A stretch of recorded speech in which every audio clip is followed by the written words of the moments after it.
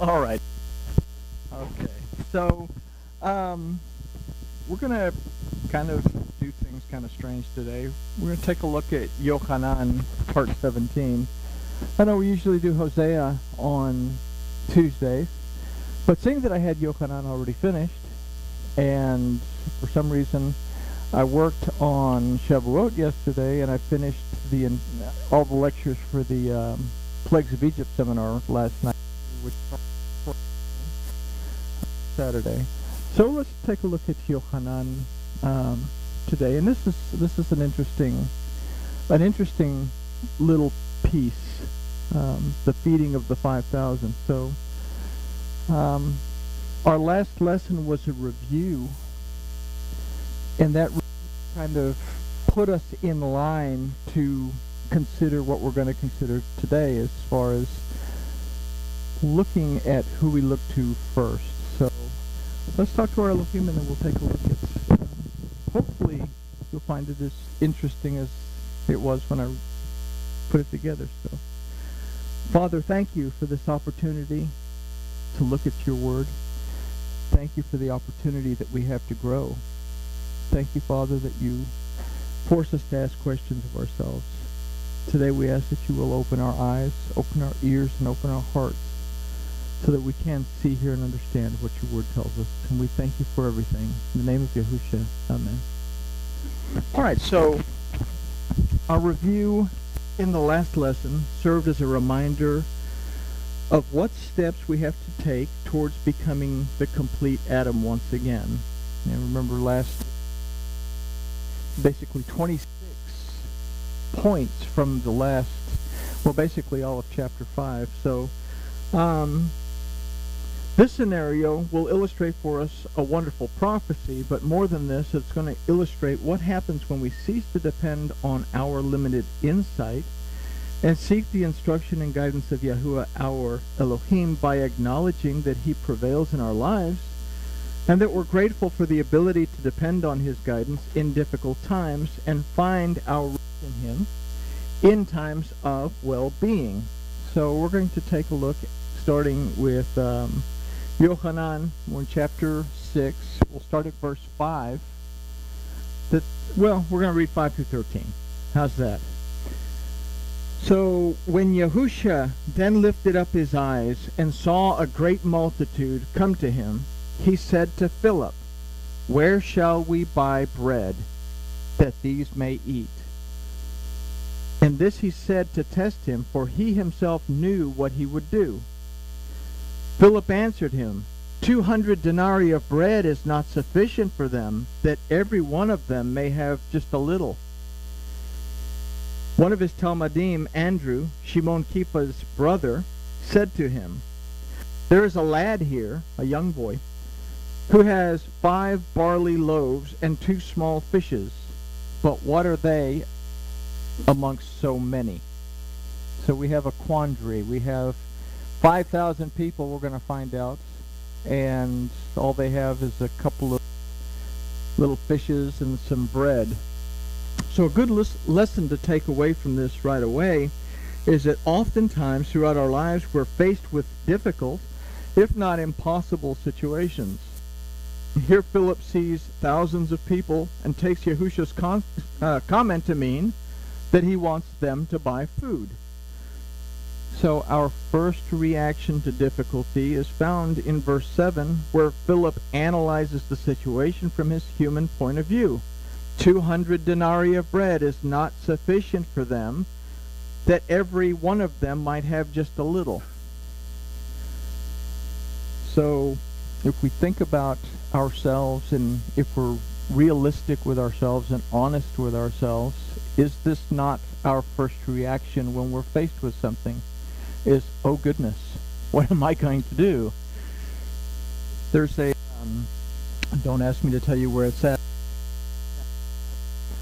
that says that Elohim knows our needs before we even ask them. So, as something to keep in mind. Huh? There you go. So, where were we? Oh, there we go. First 200 denarii of bread. We miss a lot when we don't, consider Hebrew thought in this. 200 is the numerical value of the letter resh. It's a letter that represents authority. The Hebrew word resh means leadership, authority. It means the top. So this leads us to ask, when confronted with difficulty, whose authority do I rely on? So let's consider verse 6. And this he said to test him, for he himself knew what he would do. So Yahusha already knew what was going to happen.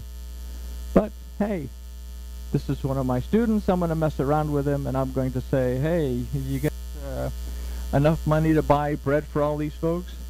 So first let's consider that Yahusha knew what he would do. If we take this a bit higher up the authority chain, Yahuwah knows what he will do for us. With this in mind, let's look at the first phrase. This he said to test him.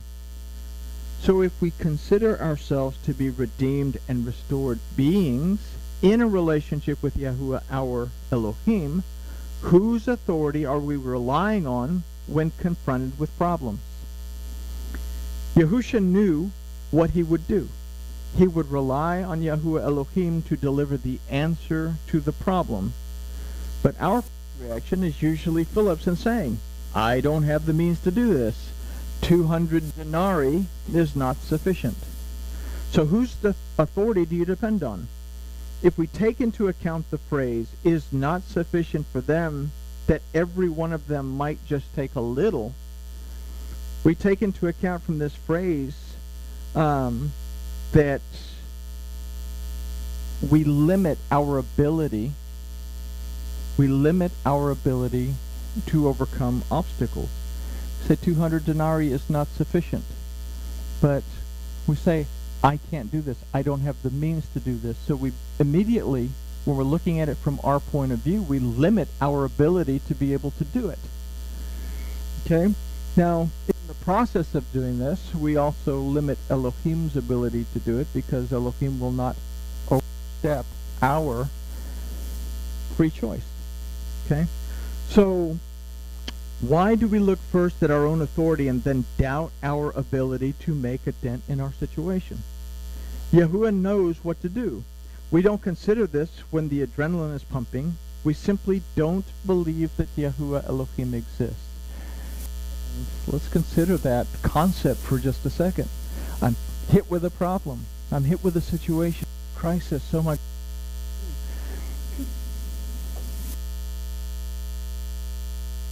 It's the last thing on our minds, because we're still in this mentality that all that Bible stuff is only something that we do once a week. We have to change that mentality. That Yahuwah Elohim, that's what the name itself means, that in every aspect of my existence, every point in my existence, I have a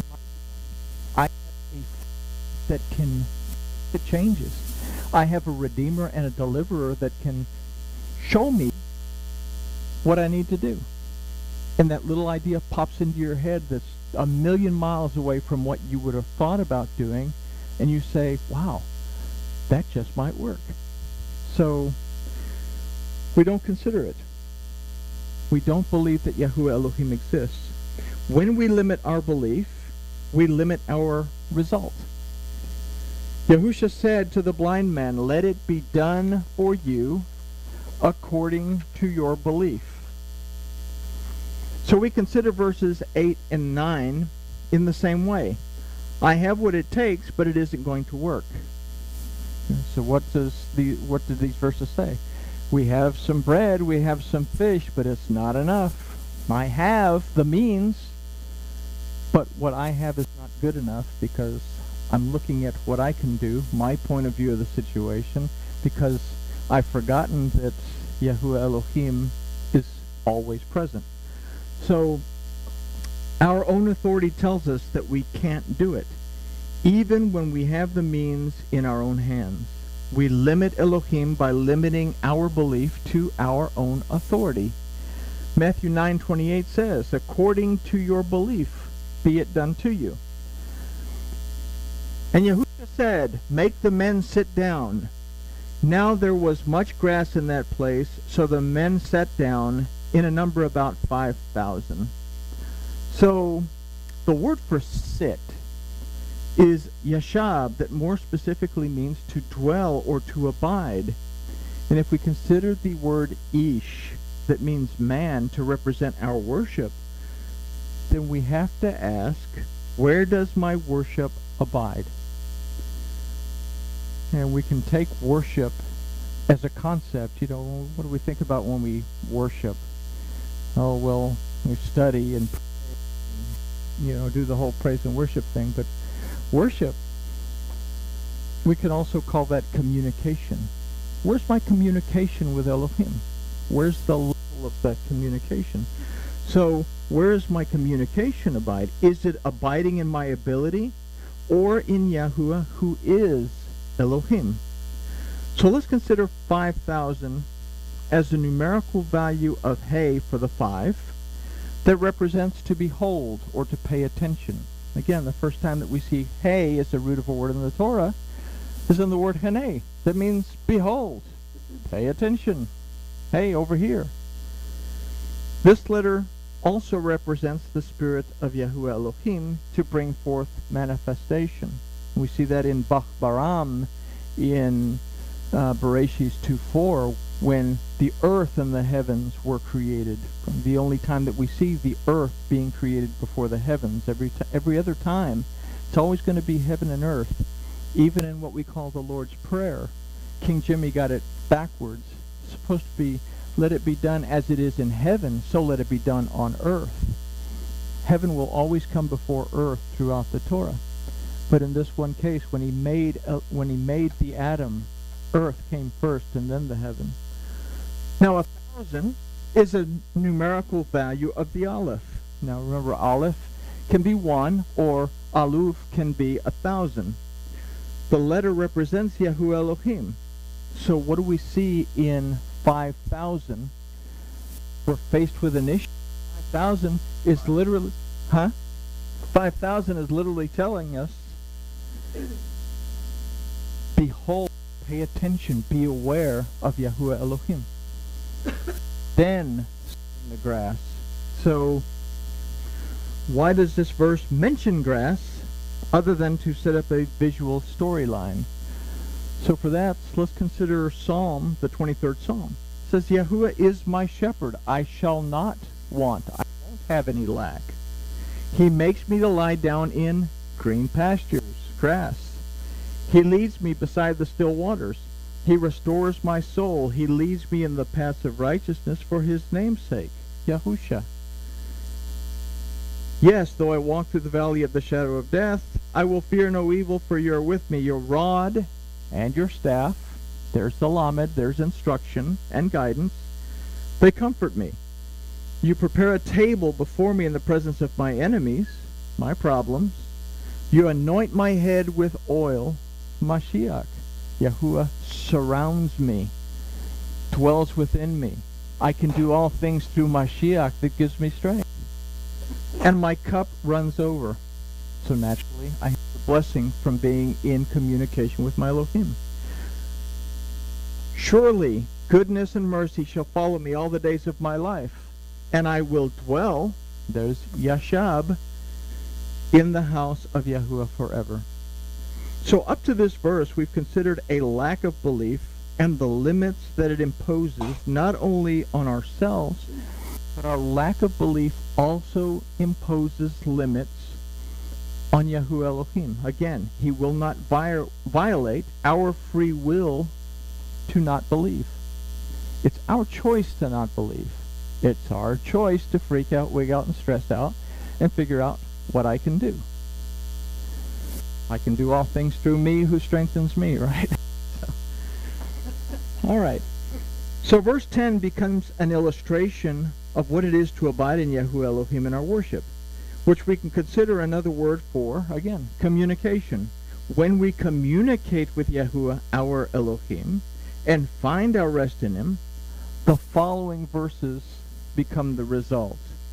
And this is verses 11 through 13.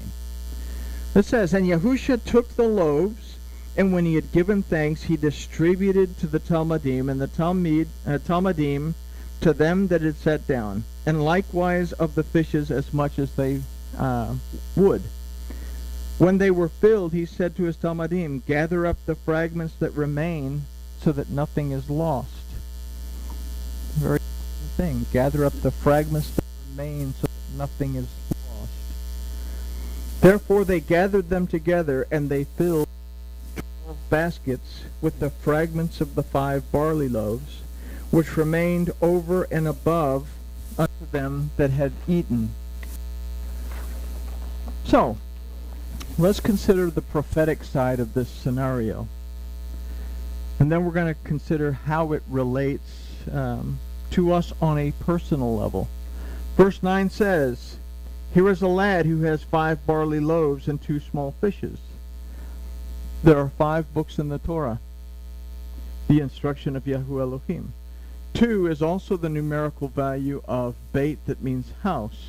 And there are 2 houses, Yehuda and Yisrael. We have the southern kingdom of Yehuda, the northern kingdom of Yisrael. They have been fragmented by an ongoing cycle of belief and disbelief, just like all of us, if we're honest with ourselves. So when both houses come together, because both houses return to the Torah, they return to the 5 loaves, there's not going to be any fragments that are left over. This is one of the big things with Paul.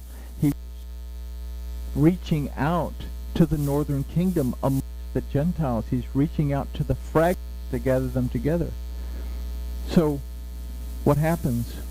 Through Yahusha, the 2 kingdoms back together, and there are a remnant of 12 loaves. The 12 tribes are reunited back to the Torah. So both houses come together and are collected to fill 12 baskets. This illustrates the prophecy that the 2 houses, Yehuda and Yisrael, will be reunited and come fully back to the Torah of Yahuwah their Elohim. 5,000 men. They will once again behold that Yahuwah Elohim is in their presence. So how does this relate to us? It was a young boy, a child, that had the loaves and the fishes. So it comes the time that we have to believe as a child believes. A young child doesn't have a great ability to doubt. And that's what kills us, is doubt. And one thing is, when we say, I believe that Yahuwah Elohim exists, and is that true? Because I pray for John Doe. John Doe has cancer or whatever. I pray for John Doe. And I pray that Yahuwah Elohim heal him. In the back of my mind, I'm saying, poor John Doe. His cancer's just eating him up. He's just not going to make it much longer. What am I praying? If I worship the Father in spirit and in truth, then truth has to be what comes out. So what comes out as truth is the fact that John Doe, his days are numbered and he's going to die, and that's what is accepted, and as a result, John Doe doesn't get better because the doubt is taken as the truth. So John Doe continues to get worse. My prayer is manifested. Okay? So we have to take it as a child sometimes. If I believe that Yahuwah Elohim exists, then why would I not believe that when I pray for someone, when I have an issue and I pray for my issue, why would I not believe that my issue will be resolved? If I believe that Yahuwah Elohim exists, then let it be done to me according to my belief.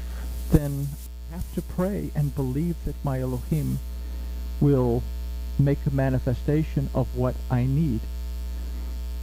It's going to be in his way, and this is why sometimes we don't catch it, because it's not what we expect. We get this crazy notion in our head and say, I'm not going to do that, that's stupid. But then we try it anyway, just out of luck, blind faith, whatever you want to call it, and all of a sudden it works.